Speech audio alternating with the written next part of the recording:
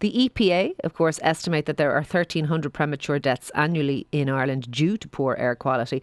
And it got us talking this morning about what we need to do in response to that, Shin. And I suppose the real bugbear is whether or not we do away with the open fire. Yeah. Look, you know my view on it. I think in 10 years' time, nobody will have a fire in their house, and nor should they. If you don't have any other form of heating your home, of course you should use solid fuel to heat your home. We don't want anyone going cold, but we have to aim for a place where there is always an alternative, because the reality is we know that it's really bad for our health, it's really bad for the environment. There's 1,200 premature deaths every year in Ireland. There's 1,200 premature deaths across the EU of people under the age of 18 caused by air quality, and much of that air quality problem is from burning solid fuels. It's like smoking. My view is it's like smoking in public places.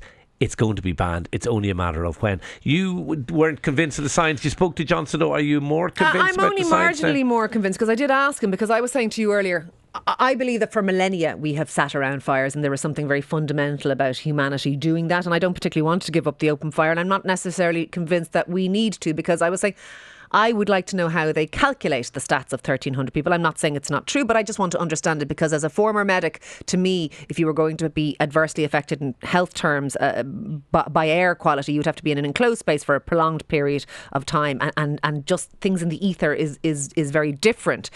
He was saying that they look at areas of high mortality or excess mortality, and then they look at air quality and they say, oh look, the two of these are in the same place, and therefore they can statistically extrapolate, which was kind of what I thought. It is a statistical model, but it's very possible that in areas that are industrialised, that have all of those things, that lots of other things go on there too. He did say they took out the confounders. They take out things like there are lies, damn lies, and statistics, and I'm a little Ciara, no, I don't. Okay, it's science. It is the science, and I understand science, but you know what? Science sometimes says what we want it to say, and I think there's an element. I don't think we wanted to say this. Well, I suspect we'd all love some of us want us to say it. I don't think anyone wants to get rid of open fires. I'm not sure, and I'm surprised. I'm actually surprised, because you are all about the science. I am, but you know what? In the last number of years, in particular, leave Shane, my fire alone. In the last number of years, in particular, Shane, I have seen how there are science and there are sides to science, and science sometimes argues among itself about what is or isn't the correct case. I don't think there's any argument in science about this. Anyway, loads of people getting in touch. Loads of people,